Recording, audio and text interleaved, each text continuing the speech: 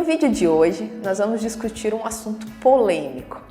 Diversas vezes eu ouço, de alguns alunos, de alguns clientes, uma afirmação que tem sido dita aí algumas vezes, no mercado, que é a seguinte: para que eu possa utilizar os dados, meus dados analíticos, meus resultados de teor, em certificações, em avaliações, em classificações de recursos e reservas, seguindo os códigos internacionais, em particular, para que eu possa usar esses dados para as estimativas e que isso suporte que eu vá apresentar isso, que eu vá poder abrir meu capital, seja no Canadá, seja na Austrália, ou seja seguindo um JORC, seja seguindo um NI, eu preciso que as minhas análises sejam feitas em laboratórios externos, independentes e certificados.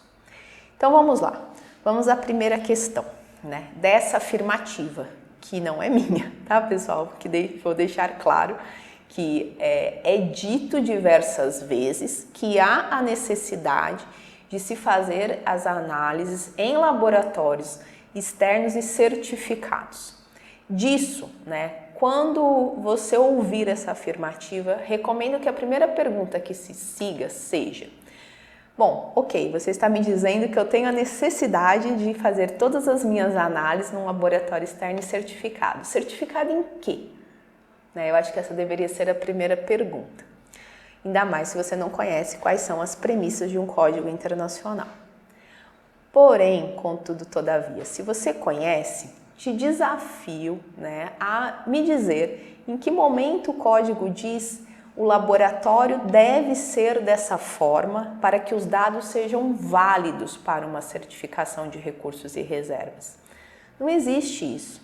O que os códigos colocam, e aí seja o JORC, o NI 43101 ou qualquer outro, são 3 pilares: materialidade, transparência e competência. Vamos focar nos 2 primeiros pilares, que é a materialidade e a transparência. Materialidade está relacionada ao que é relevante de ser apresentado, e a transparência está no fato de eu apresentar tal qual. Então, caso eu esteja executando as minhas análises num laboratório interno, isso é relevante de ser apresentado. Por quê? Porque isso pode trazer algum questionamento sobre a independência do relatório no reporte dos resultados. Isso é algo intransponível, que não existe, é uma intransigência. Então, caso eu esteja fazendo um laboratório interno, eu não posso utilizar? Não, porque, de novo, o código ele diz que eu tenho que ser transparente. Então, eu fui transparente ao dizer que eu estou utilizando um laboratório interno. E o que é relevante? É relevante eu dizer qual foi o processo que eu utilizei, quais são as precisões identificadas e a exatidão desse processo.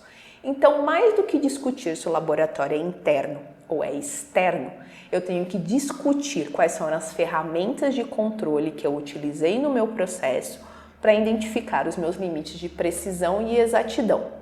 Isso é material, isso é relevante, ok? Então, não existe descrito o laboratório deve ser certificado. E caso isso estivesse descrito, deveria estar descrito em quê? Certificado em quê? Quais são os parâmetros? Quais são as exigências? Isso não está colocado. Então, voltando, o que deveria acontecer? É relevante que eu apresente que o laboratório é interno ou externo e quais foram os controles que eu fiz para verificar a precisão e a exatidão dos meus resultados.